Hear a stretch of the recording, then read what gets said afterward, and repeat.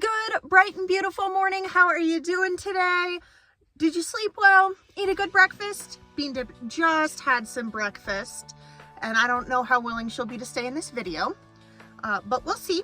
So today I'm doing a video that one of you requested on how I trained Bean Dip. And this is basically going to be the timeline and some of the issues we ran into, food stuff, how old she was and is. Let's get into it. Okay, so first of all, the first thing that was asked is, when I got Beanie, was she tame? This is a more complicated question than you might think, because she was certainly not wild caught, right? But I did get her from a big box pet store. Don't shop there, all that. Do as I say, not as I do. It was a moment of weakness. It was not an appropriate choice. However, I have her now.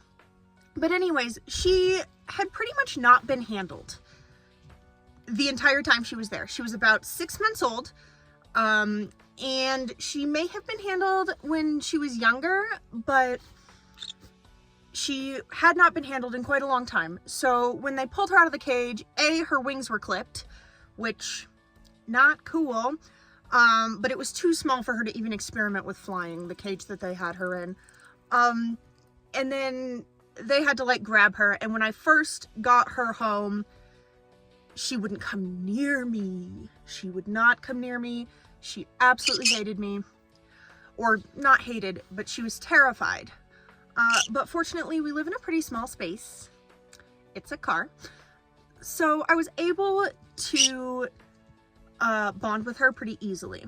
So the first step in bonding with a young bird that doesn't know you and maybe is afraid of you is actually to look at their diet.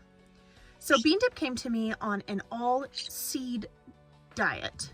Well, it was like the seeds and different types of seeds. You know, the pet store cockatiel conure diet that they give you. So she came to me on that diet. And so originally I went through and I picked out all the sunflower seeds and the safflower seeds, because I was like, you know, we'll just keep her on the same diet and just pick out the ones I want to use as treats, because those seem to be her favorite. And for a little while, that is exactly what we did, where she ate the rest of that diet. And I actually spent all that time picking out the sunflower and the safflower seeds so I could use them as treats. Later on, I transferred her over to a pellet diet. We used Top's parrot food, supplemented with Bird Tricks seasonal feeding, which is basically fresh veg. And then whenever I get a chance, I give her fruit and veggies. But the seasonal feeding diet makes sure that she at least gets veggies like chop on a regular basis. And I don't have to like keep a ton of veggies around. So that's pretty nice. Not an ad. But anyways, in the beginning, I was just using the safflower and sunflower seeds, which I already knew she liked. So the first thing we had to learn was getting her to kind of hang out with me, come close to me. So the way that I did that is I essentially just hung out close to her.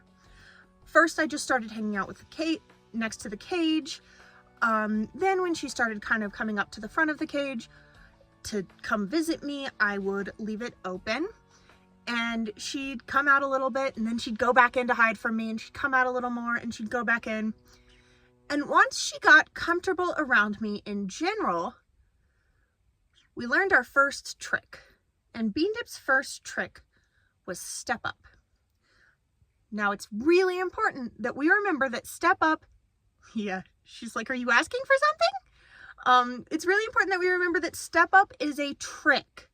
This is something that has to be trained and rewarded. It's not something that birds just do. And I see way too many people teaching step up. You do it for me? Teaching step up by shoving their finger into their bird's chest so that they're forced to step up. We don't want that. We don't want that for many reasons, including that we want our animals to at least have some say in what they're going to do.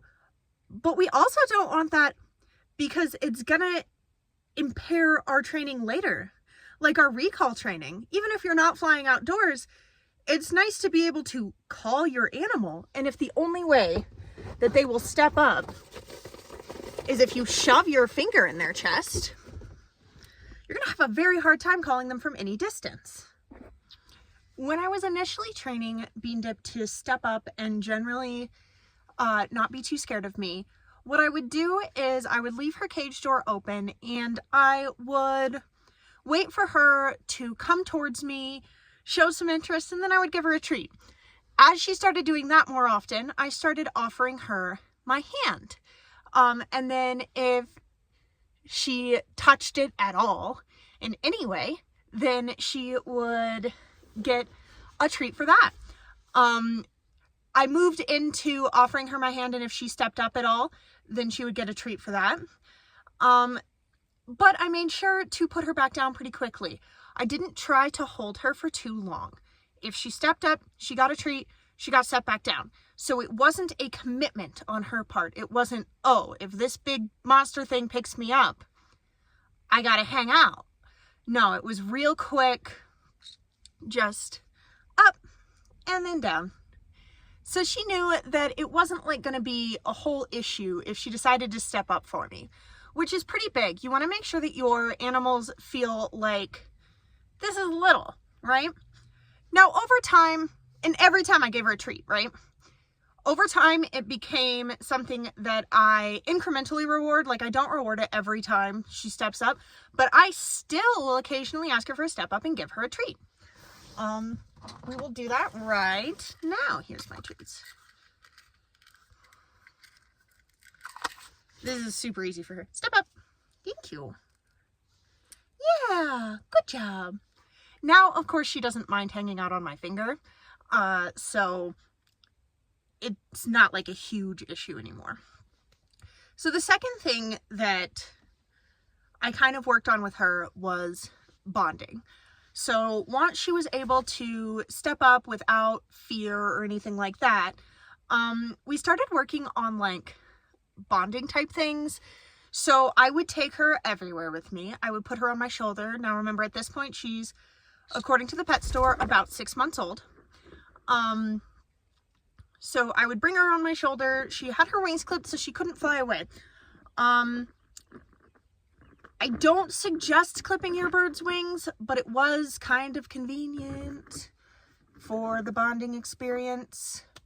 The reason I don't suggest it though is because if they are in a situation where they can start to attempt to fly and they do that and crash, it might scare them forever. You might have a bird that just never wants to fly because their wings were clipped at a young age when they first tried to learn, and they don't know if their wings are gonna work again, right? So like I said, the pet shop had hers clipped. I never clipped them again, but they were clipped during this bonding experience while I was taking her into stores and taking her everywhere like that. The second trick that we learned, and this is a big one, was targeting. So targeting is basically you take a chopstick, a disinfected outside stick, a pencil. Bean Dip will do this with almost any stick-like thing. She will do this with. And basically you hold it up to their face and you wait until they gently touch it with their beak. Now you don't want a full-on bite, and so if you have to hold it a little bit farther from their face so that they have to reach and do the ah, and can just touch it with their top part of their beak, that works if that's what it takes to avoid them full-on grabbing it. This trick is really useful for training other tricks. So where is Bean Dip? This is my magic wand. Touch. Yes, can you show a really good one for the camera? Touch. Oh, I'm sorry. Come here. Touch. Yes.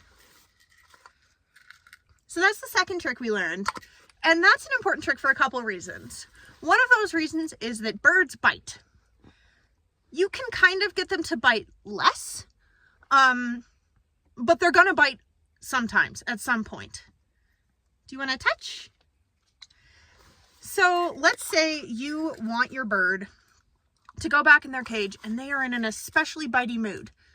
You can target them back to their cage. You can also use target training to just move them to where you want. Say, I want Bean Dip. Well, we'll just put her back here again. Yes! That was more of a bite than I meant it to be. But yeah, you can use it to move them around. You can use it to train other tricks. So one of the early tricks that I taught Bean Dip was a spin. Spin! I did not teach her to do it in either direction. She only does it in the one direction. So one of those tricks I taught was a spin. The way that I taught that is I started, oh, she knows what's coming. I started by moving it just to her back, touch, yes, and then to her back again, yes. And each time I would reward. And then once she kind of understood what was coming, I started choking up on it until I could just spin. Yeah. So that targeting is really good for teaching other tricks.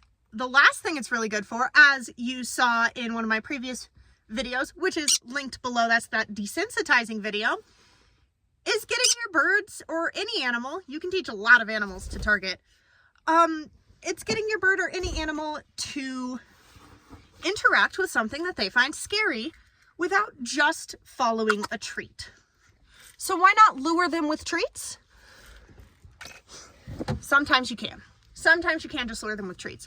But you want them motivated enough by the treat that they're going to touch the thing, but not so motivated that they'll push themselves too far. Because touching an object that they really don't want to touch because there's a treat on it, they're essentially blinded by the treat.